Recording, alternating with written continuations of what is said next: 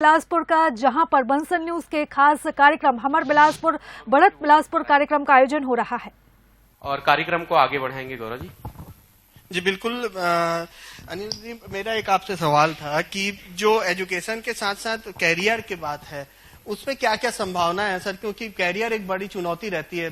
जो बच्चे रहते हैं वो कैरियर को लेकर काफी फोकस्ड रहते हैं, जिस क्षेत्र में वो पढ़ाई करते हैं उसे लेकर काफी फोकस रहते हैं, तो कैरियर कितना वो जरूरी है? देखिए, एक्चुअली एजुकेशन की मीनिंग जो है, आजकल हम केवल पीस ऑफ पेपर और रिजल्ट के पीछे भागे जा रहे हैं। एक्चुअली एजुकेशन की मीनिंग होनी चाहिए लर्निंग, जिसमें हम सीखें चीजों को।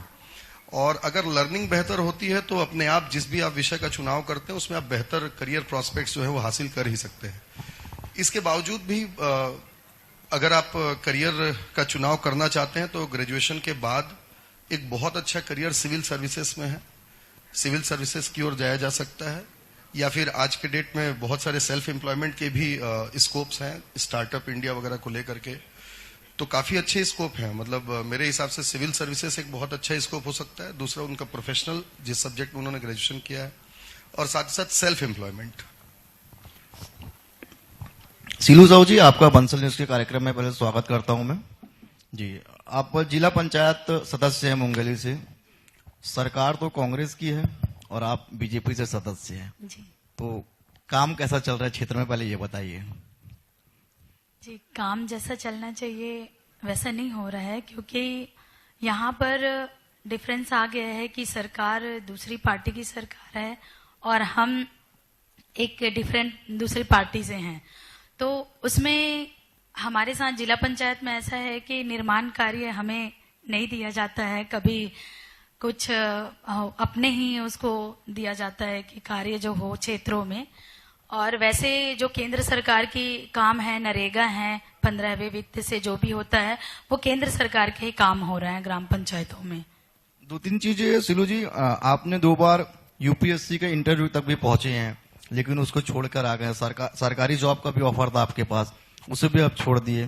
तो राजनीति क्या इतना पसंद है कि आप सरकारी जॉब को भी ठुकरा दिए? जी, एक्चुअली इसका सफर मेरे ससुराल से ही, परिवार से ही है। मेरी जो पारिवारिक पृष्ठभूमि रही है ससुराल की, उसमें मेरे दादा ससुर जी स्वर्गीय श्री मुनीराम साहू जी लोरमी पंडरिया विधायक थे और वो जनसंघ के ही टाइम से ही और इस फील्ड में जुड़े रहे हैं और राजनीति से पूरा परिवार राजनीतिक पृष्ठभूमि रहा है मेरा। तो जब मैं दादाजी को देखती थी कि उनका लोगों से एक डायरेक्ट कनेक्टिविटी है, लोग अपनी समस्याएं लेकर आते रहते थे और पूरा जीवन उन्होंने लोगों पर समर्पित कर दिया। तो गवर्नमेंट जॉब जैसा कि मेरा था, तो सभी चीजों में हमारा एक अपना लिमिटेशन से एक दायरा हो जाता है काम करने के तरीके में। पीपुल्स की कनेक्टिविटी भी डायरेक्ट कनेक्टिविटी नहीं हो पाती है और इस तरह से पॉलिसी मेकिंग का भी जो काम होता है वो भी हम नहीं कर पाते। तो इन तमाम चीजों के कारण से मुझे ये राजनीति का फील्ड चुनना पड़ा और आज मैं काफी सेटिस्फाई महसूस कर रही हूँ। दादाजी का पूरा जीवन मेरे लिए प्रेरणादायक था। लेकिन लोगों का सपना होता है कि यूपीएससी तक हम क्लियर ही कर लिए, लेकिन आपने तो क्लियर भी किया, इंटरव्यू तक भी पहुंचे, और लेकिन अब वो सब चीज छोड़ के आपने राजनीति में लाया, ऐसा क्यों? मैंने वही बताया कि जब हम यूपीएससी में भी एक टाइम पर जिस पोस्ट पे हम पहुंचते हैं, फर्स्ट क्लास ऑफिसर एज उसके बाद आप प्रमोट होकर जाते हैं, बट कहीं ना कहीं हम पॉलिसी मेकिंग तक नहीं पहुंच पाते हैं और पॉलिसी मेकिंग करके एक स्वतंत्र रूप से लोगों के लिए काम करना कहीं ना कहीं बाउंडेशन हो जाता है, लिमिटेशंस हो जाता है। तो पॉलिसी मेकिंग करके स्वतंत्र रूप से हमको लोगों तक, मेरे को पीपुल्स की कनेक्टिविटी होती है और पॉलिसी मेकिंग भी होती है। इस सभी चीजों के कारण मैंने ये ड्रॉप किया और पॉलिटिक्स का फील्ड चुना। अनिल जी, एक सवाल आपसे था कि ग्रेजुएशन करने के साथ साथ क्या सिविल सेवा की परीक्षाओं की भी तैयारी की जा सकती है? बहुत बहुत अच्छा प्रश्न है आपका। मैं तो कहूंगा कि इनफैक्ट सिविल सेवाओं की तैयारी ग्रेजुएशन से क्यों, क्लास 6 से की जा सकती है। जब हम सिविल सर्विसेज की तैयारी करते हैं तो हम खुद गाइड करते हैं बच्चों को कि आपको एनसीईआरटी की बुक्स जो है वो पढ़नी चाहिए, क्लास 6 से लेकर क्लास 12 तक की। तो अगर एजुकेशन सिस्टम में ही ऐसा बदलाव किया जाए कि बच्चे एनसीईआरटी को पढ़ें और गंभीरता से पढ़ें, उसके कॉम्पिटिटिव अप्रोच को अगर बचपन से उनको समझाया जाए, तो तैयारी तो स्कूल एजुकेशन से ही स्टार्ट हो जाती है।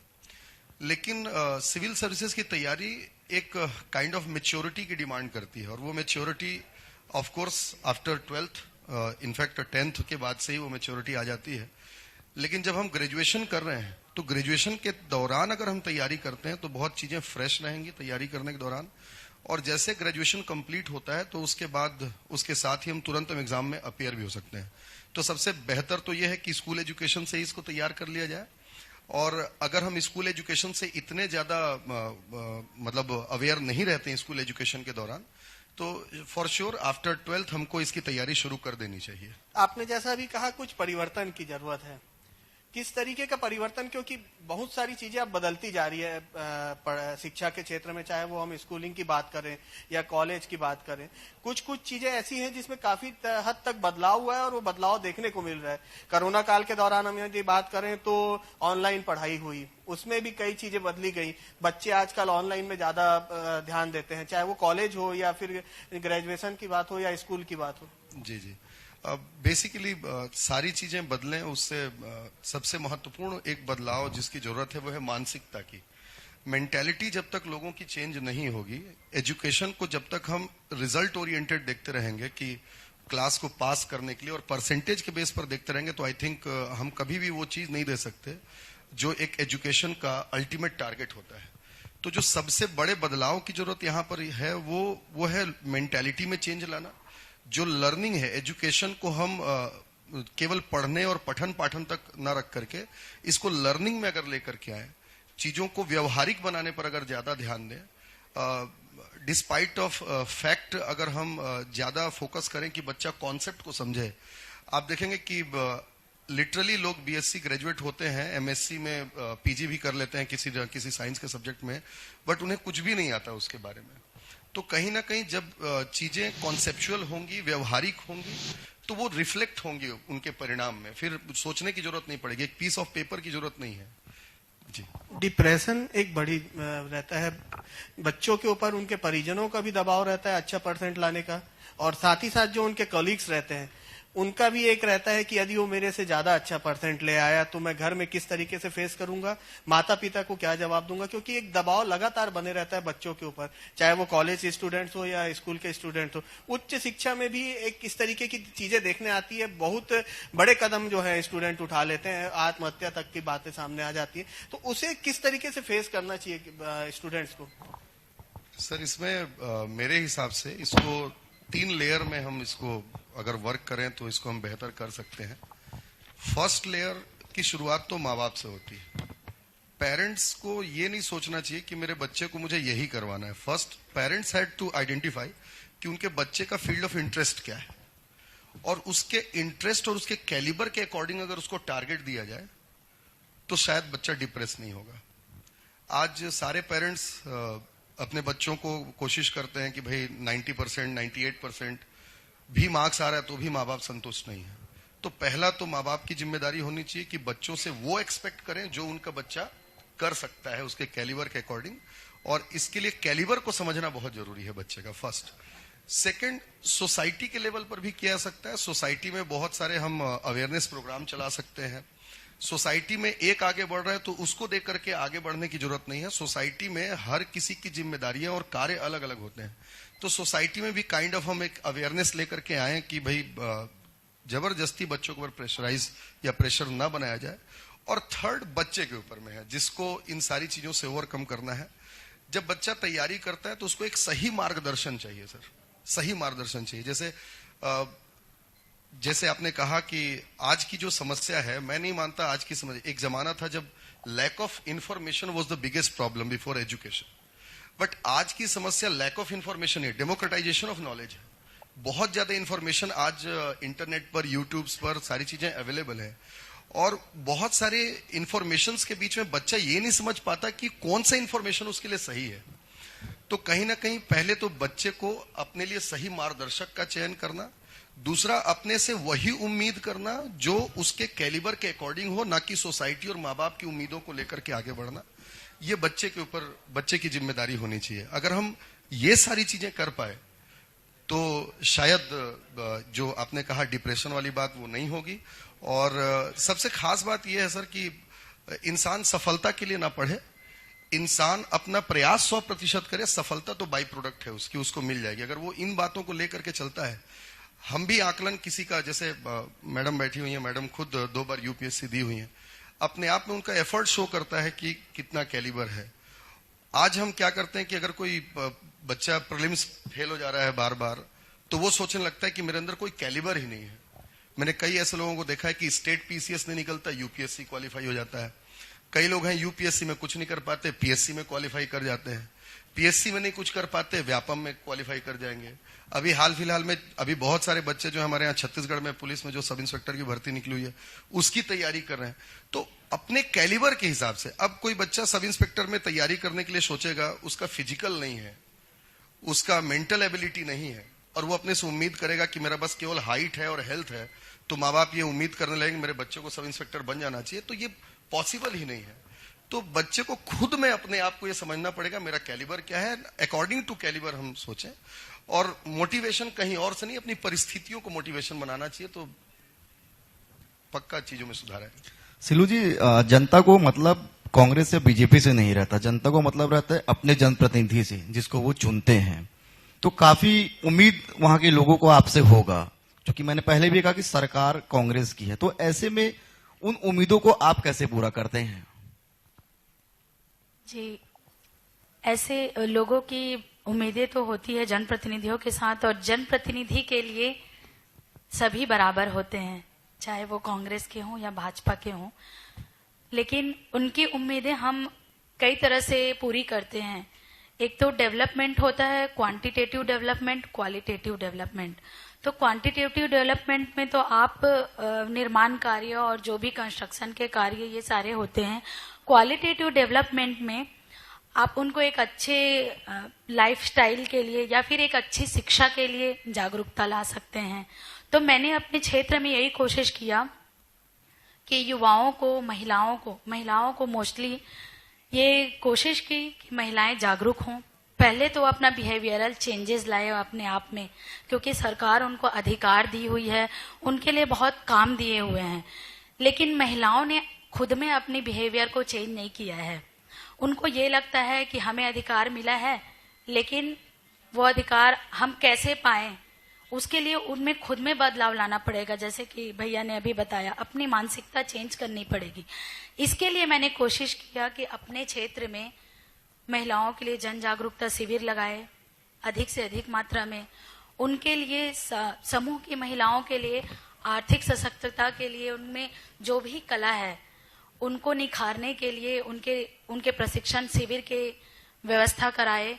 जो महिला समूह की माता बहनें हैं जो काम करना चाहती हैं, जिस तरह से भी छोटा सा छोटा काम हो, मशरूम की ट्रेनिंग देने का काम हुआ या फिर दोना पत्तल बनाने का काम हुआ, वो आर्थिक तरीके से सशक्त हो जाएं, ये मैंने कोशिश किया। युवाओं को विभिन्न स्कूलों और कॉलेजेस में जाके ये जागरूकता शिविर लगाया कि ज्यादा से ज्यादा आप उद्यम कैसे कर सकते हैं। जनरली युवाओं का ये सोच होता है कि हम पढ़ लिख कर नौकरी करें। इस सोच से उनको आगे लाने की कोशिश किया मैंने कि आपके अंदर जो भी प्रतिभा है, आज हमारे प्रधानमंत्री आदरणीय श्री मोदी जी के द्वारा स्किल डेवलपमेंट से लेकर मेक इन इंडिया, ये सारे तमाम रोजगार, प्रधानमंत्री रोजगार सृजन कार्यक्रम चल रहे हैं। तो इसके तहत प्रधानमंत्री जी ने यही कोशिश किया कि जिसके अंदर जो भी प्रतिभा है उसके स्किल को हम डेवलप करें। तो मैंने भी कॉलेजेस में युवाओं को यही समझाया ताकि वो डिमोटिवेट होकर या डाइवर्ट होकर किसी और दिशा में ना जाके उनमें जो प्रतिभा है उसी को ही वो निखार सकें। और ज्यादा से ज्यादा उद्यम विभाग के साथ, बैंकों के अधिकारियों के साथ एक सेशन चलाया जिससे वो इजिली लोन कैसे ले सकें, छोटे छोटे उद्यम कैसे क्रिएट कर सकें, वो खुद भी रोजगार करें और लोगों को भी वो रोजगार देने योग्य हो सके। ऐसा मैंने युवाओं के लिए भी किया, कोशिश की कि क्षेत्र में इस तरह के क्वालिटेटिव डेवलपमेंट की अधिक से अधिक कोशिश की मैंने। आपका जो क्षेत्र है वो ट्राइबल बेल्ट भी है जी। तो ऐसे में उन लोगों को आगे लाने के लिए अभी तक आपने क्या कार्य किया? जी, जिस तरह से मैं आपको बताना चाहती हूँ कि आदिवासी भाई बहन आज भी बहुत असुविधा में रह रहे हैं, और जब मैं उनके बीच में जाकर उनकी समस्याओं को देखती हूँ और उनके बीच सेवा करने का जो मुझे मौका मिलता है, तो सबसे पहले तो उनकी ये जो सेवा है वो मेरे लिए किसी सभी पदों से बड़ी है, क्योंकि उनकी सेवा करने से जो मुझे मानसिक सुख मिल रहा है और एक सेटिस्फेक्शन मिल रहा है वो बड़े से बड़े पद से भी बहुत बड़ा है मेरे लिए। और उनके लिए मैंने कोशिश की कि एक छोटी सी छोटी चीजें जो उनको नहीं मिल पा रही है, राशन कार्ड से लेकर पेंशन से लेकर उनका नहीं मिल पाया, उनको छोटे से छोटे जो काम है उनका कराने का कोशिश किया, क्योंकि वो काम उनके लिए बहुत बड़ा काम होता है। और आज के भी 21वीं सदी के इस भारत में भी उनके पास कोई कनेक्टिविटी, मोबाइल नेटवर्क नहीं है, सड़क नहीं है, स्वास्थ्य की सुविधा नहीं है। और इस तरह से मैंने हमेशा उनके लिए जन सरोकार के मुद्दे, आदिवासी भाई बहनों के लिए भी तमाम मुद्दे को उठाकर शासन तक पहुंचाया है। उनकी सबसे बड़ी समस्या थी कि सड़क नहीं होना। सड़क नहीं होने की वजह से पीछे दिनों में, लास्ट डेज में, एक महिला को सांप ने काट दिया था और उनको हॉस्पिटल पहुंचाने के लिए 2 नदियों को पार करा के ले जाया गया उनको। तो सड़क की अवेलेबिलिटी वहां नहीं थी। सभी आदिवासी भाई बहन आए थे और उनका कहना था कि सड़क के लिए हम आवाज उठाएं। तो मैंने उनकी आवाज बनकर शासन तक एक आवाज पहुंचाई और उन भाई बहनों के लिए मोबाइल नेटवर्क के लिए भी आवाज उठाया और उनको ज्यादा से ज्यादा जागरूक करने की कोशिश की कि आप लोग और अपने क्षेत्र में क्या कर सकते हैं। और उनके जो लोकल प्रोडक्ट्स हैं, वनोत्पाद हैं, उनके लिए भी मार्केट की इजी अवेलेबिलिटी की कोशिश की गई ताकि वो अपने आप में भी रोजगार पा सकें। इस तरह से उनको तमाम सुविधाएं के लिए हमने कोशिश किया। अनिल जी, एक सवाल आपसे था, कॉम्पिटिटिव एग्जाम आजकल ज्यादा फेस करते हैं बच्चे, कितनी बड़ी चुनौती रहती है कॉम्पिटिटिव एग्जाम को लेके, क्योंकि अलग अलग क्षेत्र में होती है कॉम्पिटिटिव एग्जाम, तो उसके लिए क्या कुछ बच्चों को करना चाहिए, किस तरीके से फेस करना चाहिए कॉम्पिटिटिव एग्जाम को? देखें, कंपटीशन हर फील्ड में है। एकेडमिक्स में भी हो सकता है, जैसे नीट वगैरह के एग्जाम होते हैं, जेई के एग्जाम होते हैं, और एक जॉब के क्षेत्र में भी हो सकता है, गवर्नमेंट जॉब्स में खास तौर पर। तो जब भी हम कंपटीशन की तैयारी कर रहे हैं जॉब के लिए, तो कुछ बेसिक्स हैं उनकी तैयारी हमको करनी चाहिए। जैसे जीएस की अगर आप तैयारी करें, मतलब जैसे कोई भी अगर आप एग्जाम दे लें, तो उसमें बेसिक जनरल स्टडीज के क्वेश्चंस होते हैं और मैथ्स और रीजनिंग के क्वेश्चंस होते हैं और कुछ लैंग्वेज के क्वेश्चन होते हैं। अगर हम इन बेसिक सब्जेक्ट्स को अच्छे से तैयार कर लें, हम तैयारी करने के साथ साथ उम्मीद करने लगते हैं कि हम जल्दी सफल हो जाएं। तो बेहतर यह है कि एक प्रॉपर मेच्योरिटी पीरियड दे करके उसकी हम तैयारी करें सारे सब्जेक्ट्स की। और जब कोई एग्जाम सामने आता है, कोई कंपटीशन सामने आता है, तो हर कंपटीशन, हर एग्जाम की नीड थोड़ी बहुत ऊपर नीचे होती है। किसी एग्जाम में कंप्यूटर को पूछ लेगा, किसी एग्जाम में कुछ एक्ट्स को अलग से पूछ लेगा। तो बेसिक प्रिपरेशन तो जीएस और मैथ्स, रीजनिंग और लैंग्वेज की होनी चाहिए। उसके साथ में कुछ एग्जाम के अकॉर्डिंग, कोई अगर स्पेशल कोई एग्जाम निकल करके आता है तो उसके अकॉर्डिंग प्रिपेयर किया जा सकता है। जैसे अभी हाल ही में मैं आपको बता रहा हूं, जैसे अभी हमारे यहाँ छत्तीसगढ़ पुलिस सब इंस्पेक्टर भर्ती परीक्षा जो चल रही है, जो प्रस्तावित है 6 नवंबर को उसका एग्जाम होगा, प्रीलिम्स का। तो इसमें भी मेन जीएस वही है, जीएस पढ़ना है, वही आपको पॉलिटी पढ़ना है, वही हिस्ट्री पढ़ना है, वही लैंग्वेज पढ़ना है, वही मैथ्स रीजनिंग पढ़ना है। बस कुछ चीजें थोड़ी सी चेंज कर दी है उसमें, जैसे नक्सलिज्म को लेकर के टॉपिक जोड़ दिया गया, पुलिस को लेकर के टॉपिक को जोड़ा गया है, एक फिलॉसफी को लेकर के टॉपिक को जोड़ा गया है। तो ये 3 टॉपिक को बस एक्स्ट्रा प्रिपेयर कर लेंगे। तो वैसे ही हर कंपटीशन एग्जाम की अलग अलग अप्रोच होती है, लेकिन बेसिक इंग्रेडिएंट्स उसके सेम होते हैं। तो बेसिक को तैयार करें, फिर जैसा एग्जाम सामने आता है उसके अकॉर्डिंग उसको तैयारी की जा सकती है। सिलू जी, 15 साल बीजेपी की सरकार छत्तीसगढ़ में रही है, 4 साल कांग्रेस की सरकार को हो रहे हैं। 4 साल में मैं जहां तक देख रहा हूं कि सरकार बहुत तेजी के साथ छत्तीसगढ़ में काम की है। जैसे कि आपने अभी सड़क की बात करी, कनेक्टिविटी की बात करी, 15 साल में भी हमने देखा कि बस्तर का वो बेल्ट जहां पे कनेक्टिविटी नहीं पहुंच पाई थी, सड़क नहीं पहुंच पाए थे, बिजली नहीं पहुंच पाई थी, इन 4 साल में सरकार की कोशिश रही कि वहां तक पहुंचे। तो राजनीतिक से हट के आप एक व्यक्ति विशेष के रूप में कैसे देखते हैं सरकार के कार्यकाल को, जो 15 साल का कार्यकाल रहा है? जी, मैं राजनीति से हटके एक व्यक्ति विशेष के रूप में ये चीजें बताना चाहूंगी कि लोगों की जो समस्याएं हैं और समाधान है वो राजनीति से ऊपर है।